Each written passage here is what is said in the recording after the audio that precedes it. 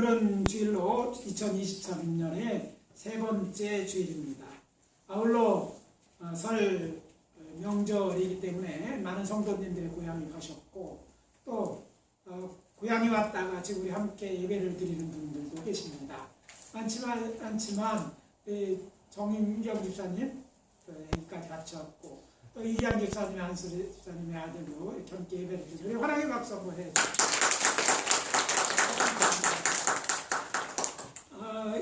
특별한 날이기 때문에 그 어느 때보다 가족의 소중함과 기쁨을 나누는 오늘 저는 봉독한 말씀을 시작으로 하여 행복은 가정에 있다는 제목으로 하나님의 말씀을 전하고 은혜를 나누도록 하겠습니다.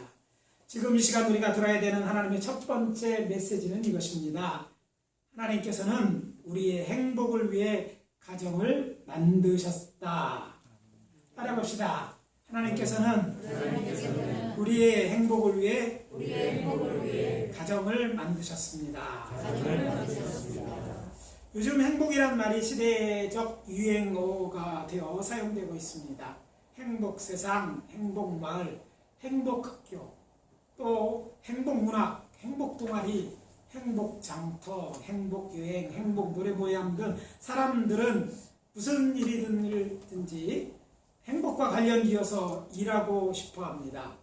무슨 슬로건이나 인사말에도 행복이란 단어가 애용됩니다. 행복한 가족 사회생활을 위하여, 학생이 행복한 대학, 심지어는 인사말도 행복하십니까로 시작해서 행복하십시오로 마무리합니다. 그렇다면 인간의 행복은 어디서 찾을 수 있을까요? 모른다에서 시작하여서 저마다 행복이 있을 만한 것들을 이야기할 것입니다. 행복하면 어렸을 때 읽었던 동화 파랑새를 떠올리는 분들이 많을 것이라 생각됩니다.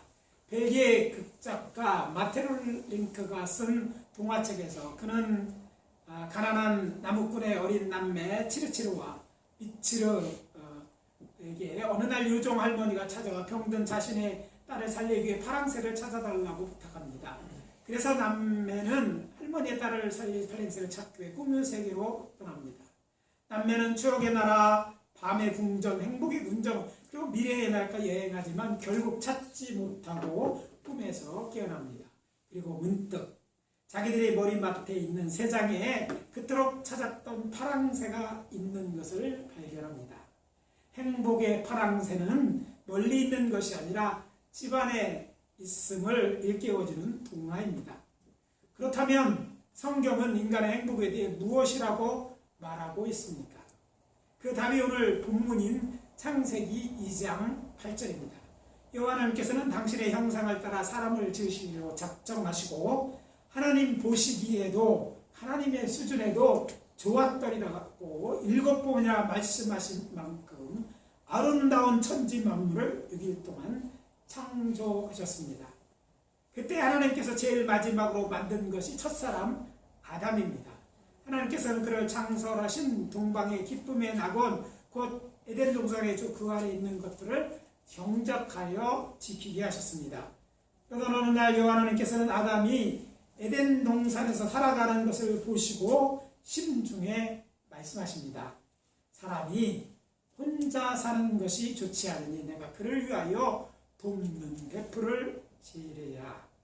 그리고는 오늘 본문에 기록되어 있는 것처럼 아담을 깊이 잠들게 하신 후에 그의 갈빗대 하나를 추어여 그것으로 여자 곧 하와를 이제 만들어 아담에게 이끌어서 저들로 서로 사랑하고 도와주는 부부가 되게 하실 뿐만 아니라 한 몸을 이루어 자녀를 생산케 하심으로 행복한 가정을 만드신 것입니다. 따라서 인간의 참된 행복은 가정에 있습니다. 온 가족이 하나님을 믿고 하나님의 사랑과 은혜 안에 살아갈 때 거기에 참된 행복이 있음을 깨닫고 다른 데서 행복을 찾으려 하지 말고 여러분의 가정을 행복이 충만한 가정으로 만들게 되시기를 우리 주 예수 그리스도 이름으로 축복합니다. 아멘. 축복합니다. 아멘. 지금 이 시간 들어야 되는 두 번째 메시지는 이것입니다. 우리는 가정을 지키기 위해 힘써 싸워야 한다. 따라해봅시다. 우리는 가정의 행복을 지키기 위해 힘써 싸워야 합니다. 신랑과 신부 간의 순수한 사랑을 통해 결혼의 중요성을 보여주며 이 이야기를 통해서 자기 백성을 향한 하나님의 사랑을 묘사하기 위해 기록된 성경이 있습니다. 그것은 솔로몬의 아가서입니다. 아가서는 아주 오랜 세월 동안 젊은이들, 특히 사랑을 구하는 유대인 또는 그리스도인들이 자주 인용해 왔고 지금도 인용하는 사랑의 서사시 같은 성경입니다. 그런 아가서에 이런 내용이 나옵니다. 우리를 위하여 여우 곧 포도원을 허는 작은 여우를 잡으라. 우리 포도원에 꽃이 피었습니다. 아가서 2장 15절입니다. 우리 귀한 이스라엘에서 포도주는 유대인들에게 해간의 기쁨을 나타내주는 동시에 생명을 기쁘게 하는 음료입니다. 그런데 팔레스타인에서 포도 재배는 포도를 심은 지 6년 정도 지나야 결실을 맺기 때문에 오랜 기간 전쟁이 없는 태평성대를 이야기할 때 포도나무에서 결실을 맺는 것으로 묘사합니다. 따라서 우리 포도원에 꽃이 피었다는 것은 겨울에 늦은 비가 풍족히 내리고 또 그것들을 빼앗길 수 없는 것을 빼앗으려는 그런 적이 없는 가운데 이제 포도나무에 새잎이 도산하기 시작했다는 말로 사랑하는 여인과 행복을 누리고 있음을 노래합니다. 그러면서 아가서의 저자는 행복을 깨트리는 포도원을 흐는 작은 여우를 잡으라고 말합니다. 이 말씀을 이해하기는 팔레스타인의 지리에 대해서 알 필요가 있는데 팔레스타인의 포도원은 평지에 있는 것이 아닙니다. 주로 중앙산지 동쪽 능선을 따라 포도가 재배됩니다. 그냥 평지가 아니라 산 날맹이에서 포도를 재배하는 것입니다. 왜냐하면 팔레스타인 중동 지방이 있고 또 팔레스타인의 여름은 5개월 내지 6개월 동안 비가 한 방울도 오지 않는 건기입니다.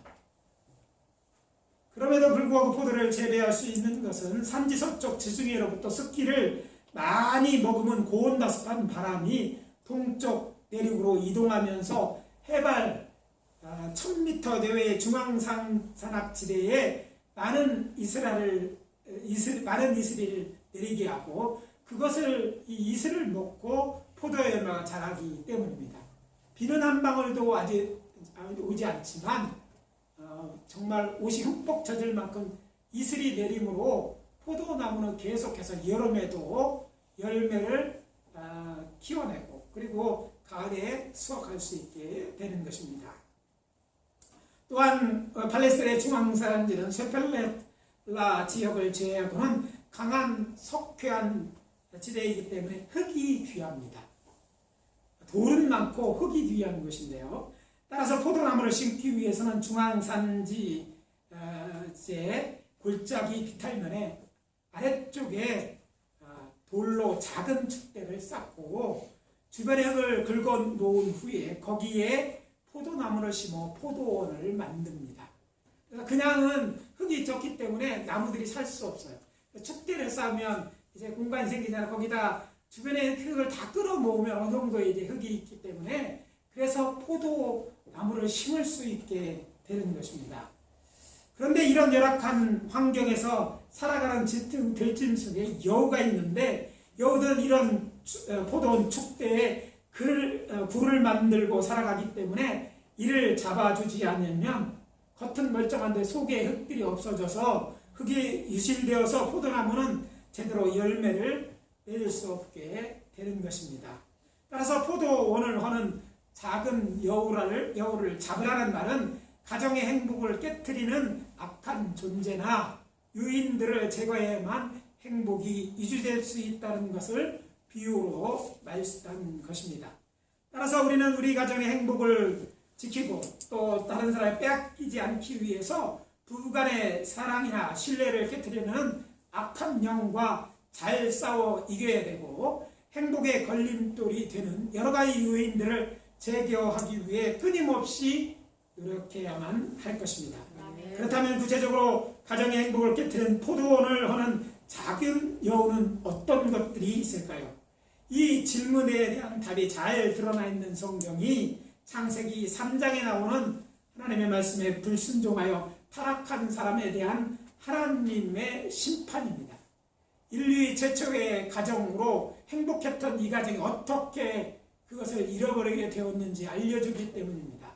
첫사람 아담과 하와의 가정의 행복을 잃어버린 이유는 이것입니다. 첫째, 사탄의 말을 듣고 유혹에 빠져서 하나님의 말씀을 어기는 죄를 지었기 때문입니다. 옛뱀 곧 사탄이 여자 곧 하와에게 접근하여 이렇게 질문합니다. 하나님이 참으로 너희에게 동산 모든 나무 열매를 먹지 말라 하시더냐? 창세기 3장 1절입니다.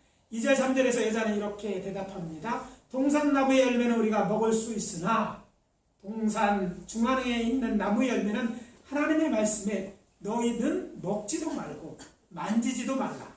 너희가 죽을까 하노라 하셨느니라.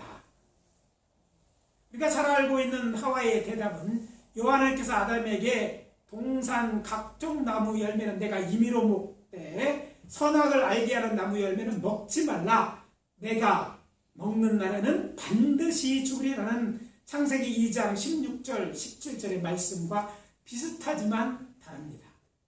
하와는 하나님께서 동산 중앙에 선악을 알게 나무 열매를 먹지 말라 하시면서 먹는 날에는 반드시 죽으리라고 말씀하셨음에도 불구하고 이 말씀에 더하여 만지지도 하라는 말을 더한 다음에 또 하나님께서 내가 먹는 날에는 반드시 죽으려고 하셨음에도 불구하고 그녀는 너희가 죽을까 하노라 말함으로써 하나님의 말씀을 제대로 알지 못하는 약점을 보였을 뿐만 아니라 하나님의 말씀을 자의적으로 해석하는 잘못을 범한 것입니다.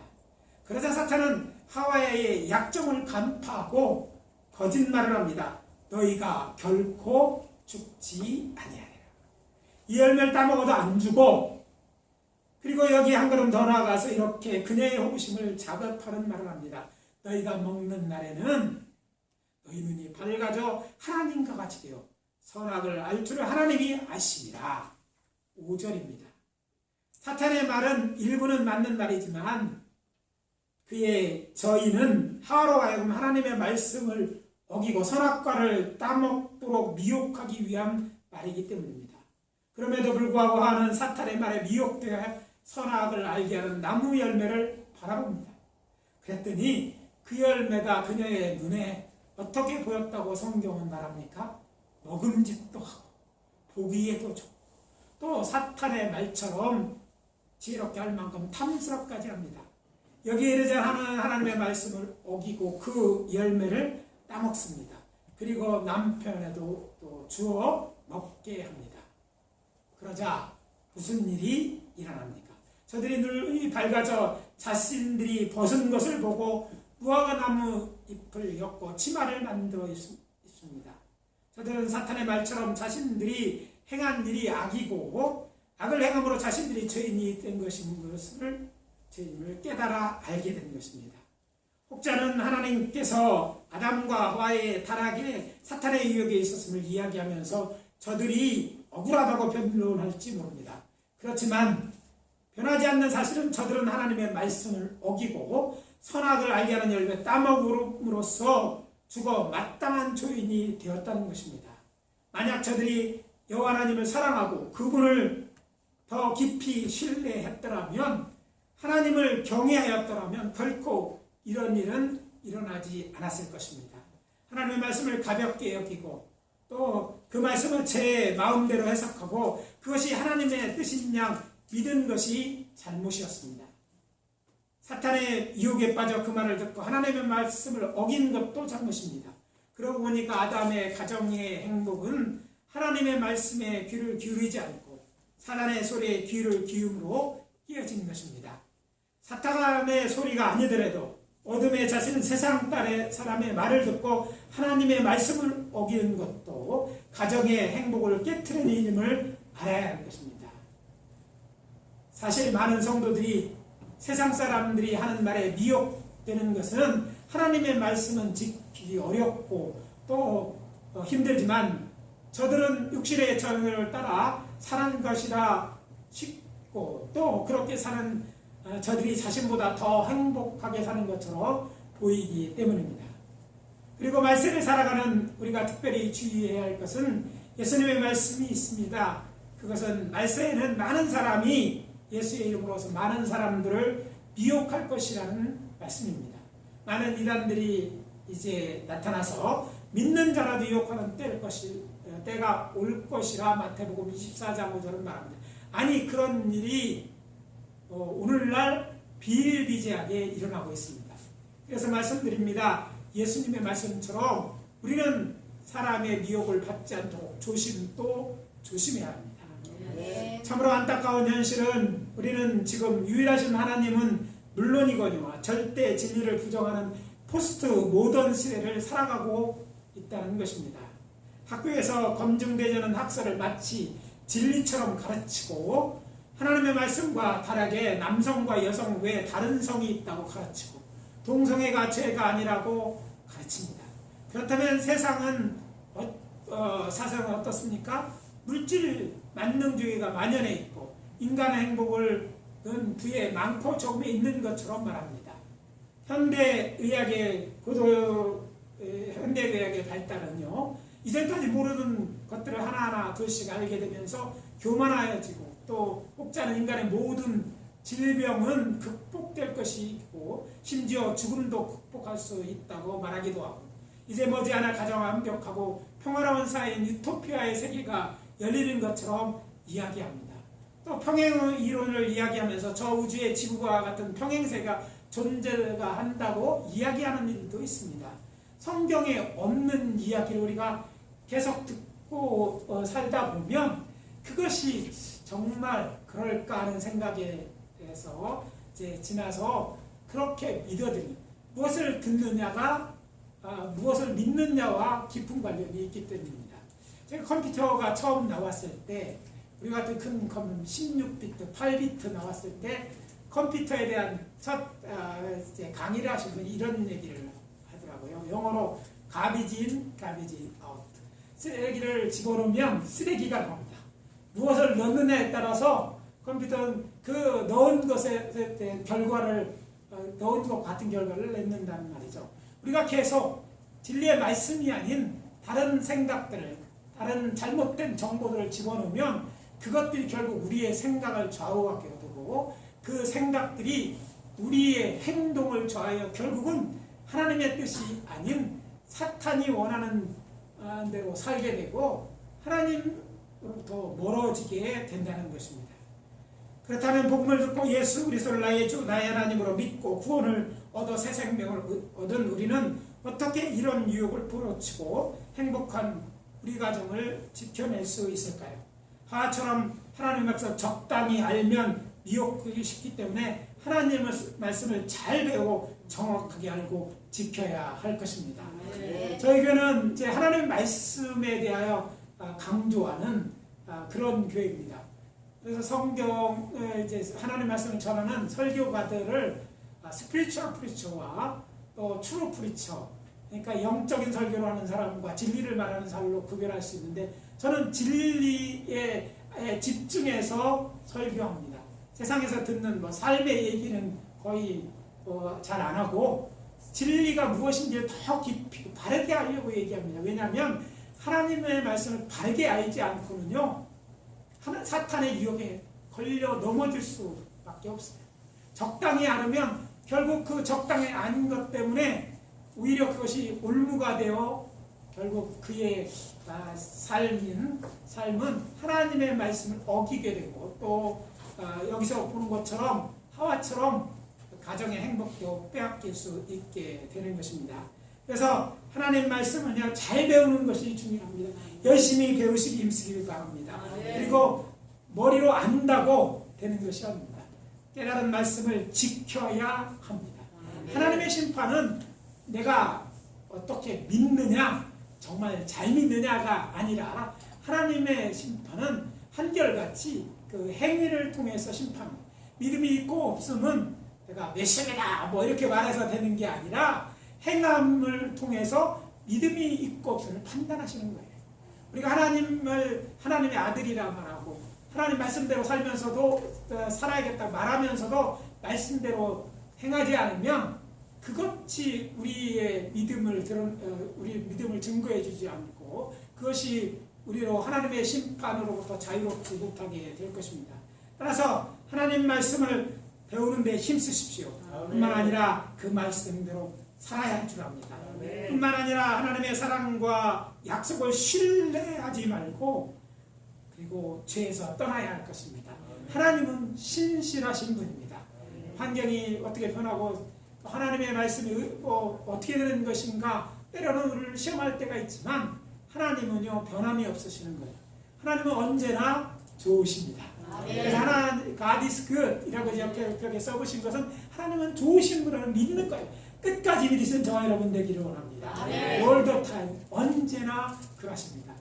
창조하실 때부터 지금까지 하나님은 한결같으신 분이기 때문에 신뢰할 수 있고 또 우리는 그분을 신뢰하기 때문에 그분의 말씀대로 이 세상은 언젠가 멸망하게 될 것이고 그 하나님을 믿는 우리는 구원받게 될 것을 믿을 수 있게 되는 것입니다. 하나님을 신뢰함에 있어 흔들리지 말고 그리고 하나님이 싫어하신 죄에서 떠나야 할 것입니다. 사탄의 유혹을 물리치고 가정의 행복을 지켜내야 할 것입니다. 잠언서 1장 10절에서 지혜자는 말합니다. 내 아들아 악한 자가 너를 꿰일지라도 따르지 말라. 우리를 꿰는 자들은 많이 있어요. 우리 주변에 악한 영리의 역사 사람들도 있습니다. 그럴지라도 그들을 따르지 말아야 될 줄 압니다.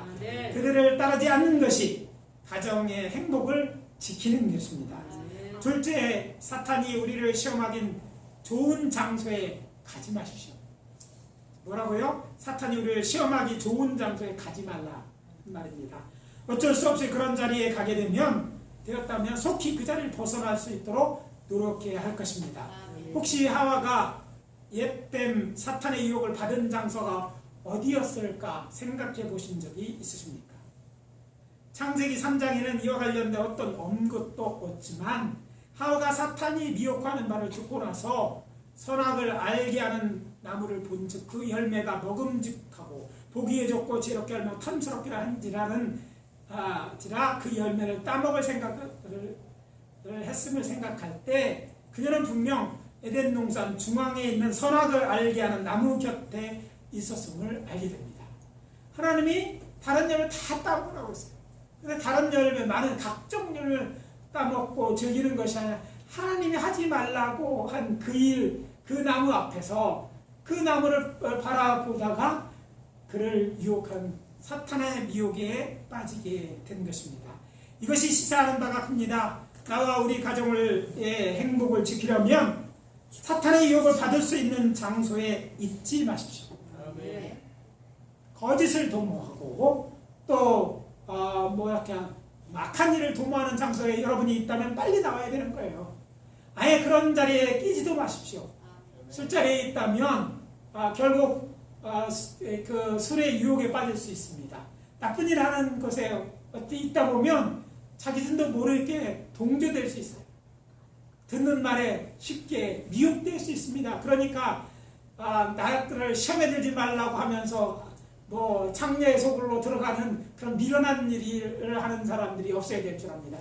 우리는 단호하게 그런 장소로부터 우리는 하나님의 거룩한 존재들이니까 그런 것을 피해야 되는 거예요. 아멘. 그래서 말씀드립니다. 혹시 그런 장소 어쩔 수 없이 동참했다면 빨리 그 자리를 떠나는 것이 지혜입니다. 그리고 셋째, 가정의 행복을 지키기 위해서 하나님의 뜻을 거스리는 행동에 대하여 아니오라고 대답할 줄 알아야 됩니다. 사람은 내가 아니라고 얘기하면 상대방이 마음이 상할 것 같아서 예라고 하거나 또 동조하는 것을 범하기 쉽습니다. 아담은 자기 아내가 사탄의 유혹에 빠져 선악을 알게 하는 나무연을 따먹고 자신에게 주었을 때 그 열매를 받아 먹는 것이 아니라 그것이 하나님께 죄가 됨을 알리고 아내로 하여금 회개하도록 권면할 뿐 아니라 그녀의 죄를 용서해달라고 간구했어야 됩니다.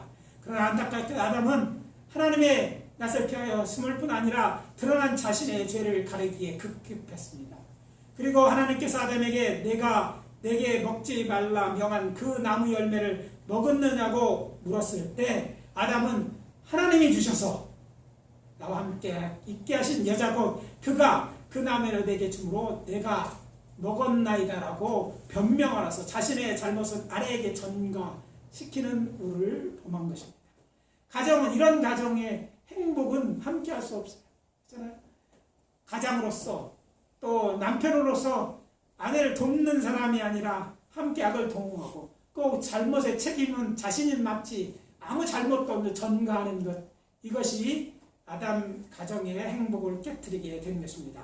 그래서 주의 이름으로 권명합니다. 가정의 행복을 원한다면 범사의 배우자를 배려하고 행동해야 합니다. 배우자의 마음에 상처가 되는 말을 삼가고 배우자의 말에 귀를 기울여 듣고 또 배우자가 이해하기 힘든 행동을 하더라도 배우자를 이해하려고 노력해야 할 것입니다. 또한 배우자의 잘못을 용서해주고 배우자의 마음의 상처를 감싸주어 덧나지 않도록 주의해야 할 것이고 때로는 기다려주어야 합니다. 뿐만 아니라 언제 어디서나 어떤 형편에 있든지 배우자를 사랑하고 존중히 여기고 또 도와주며 위로하는 남편은 남편으로서 위로하며 남편은 남편으로서 책임을 다하고 아내는 아내로서 책임을 다하며 부부의 대의와 정절을 지키기로 하나님 앞에 다짐한 것을 지켜야 할 것입니다. 특별히 이 세상은 이렇게 말합니다. 사랑하면 결혼하고 사랑이 식어지면 헤어지라고 말합니다. 그렇지만 이것은 결혼에 대한 하나님의 생각과 다른 것입니다. 그래서 말씀드립니다. 하나님을 사랑하는 자들에게 주는 가정의 행복을 주님이 부르실 때까지 지켜내기 위해서 우리는요 성경이 말하는 결혼관을 우리가 받아들여야 될 줄 믿습니다. 성경이 말하는 결혼은 하나님의 짝지은 배우자를 사랑하기로 언약하는 것이라고 가르쳐줍니다. 아무리 결혼하기 전에 사랑하지 않았어도 아담이 하와를 사랑해서 결혼시킨 것이 아니라 하나님이 그에게 아내로 되어졌을 때 그 아내 결혼해서 가정을 이뤘다면 계속해서 사랑하는 거예요. 유대인들은 이렇게 말합니다. 그들이 이제 부모들의 약속에 의해서 결혼하는 풍습에 대하여 이제 이의를 제기하는 서양 사람들에게 이렇게 말합니다. 우리는 너희들은 뜨거운 주전자를 난로에서 내려놓은 것 같다면 우리의 결혼은 찬 주전자를 난로 위에 올려놓는 것 같다. 처음 사랑하지 않아서도 이제 결혼하게 되어졌을 때 사랑하는 것이 하나님의 뜻이라고 생각하고 또 그렇게 가정이 되었으면 생각하고 사랑하는 것이 하나님의 뜻이라는 말씀입니다. 그래서 말씀드립니다. 하나님을 사랑하는 자들에게 주시는 가정의 행복을 우리가 이제 주님이 우리를 부르실 때까지 지켜내시는 사랑하는 성도님들이 되시기를 예수 그리스도의 이름으로 축원합니다. 이제 오늘 우리에게 주시는 메시지를 두 문장으로 마무리합니다. 하나님께서는 우리의 행복을 위하여 가정을 만드셨습니다. 그렇기 때문에 우리는 가정의 행복을 지키기 위해 힘써 싸워야 합니다. 누구와? 우리의 가정의 행복을 깨뜨리는 악한 영과 잘못된 생각, 습관 그리고 사람들의 말과 싸워 이겨야 할 것입니다. 그렇게 여러분의 가정으로 행복한 가정이 되게 하시기를 예수 그리스도 이름으로 축원합니다. 행복한 가정에서 살게 되시기를 예수 그리스도로 축복합니다. 다 같이 기도하겠습니다. 하나님 주의 은혜와 사랑을 감사합니다. 가족들이 모이는 오늘 설이며 주일 아침에 우리들에게 행복한 가정에 대해서 말씀하시고 또 우리를 권면하시니 감사합니다. 우리의 가정에 행복이 있게 하심을 하는 하나님의 뜻인 줄 압니다. 아버지 하나님 우리의 행복이 지켜질 수 있도록 가정을 잘 지켜내는 저희들이 되게 도와주시고 하나님의 말씀 안에서 하나님의 사랑 가운데 그리고 서로 사랑하고 도와주고 또 아버지 위로 함으로써 아버지 우리들의 가정들이 행복한 가정이 되어질 수 있도록 도와주시옵소서. 가정이 깨어진 자들의 가정의 회복을 허락하시고 또 아버지 하나며 그런 좋은 가정을 이룰 수 있도록 축복해 주시옵기를 또 바라옵고 합니다. 오늘 우리들의 삶에 하나님의 풍성하신 은혜가 늘 함께하옵기를 간절히 바라옵고 할 때 예수 그리스도의 이름으로 기도합니다. 아멘.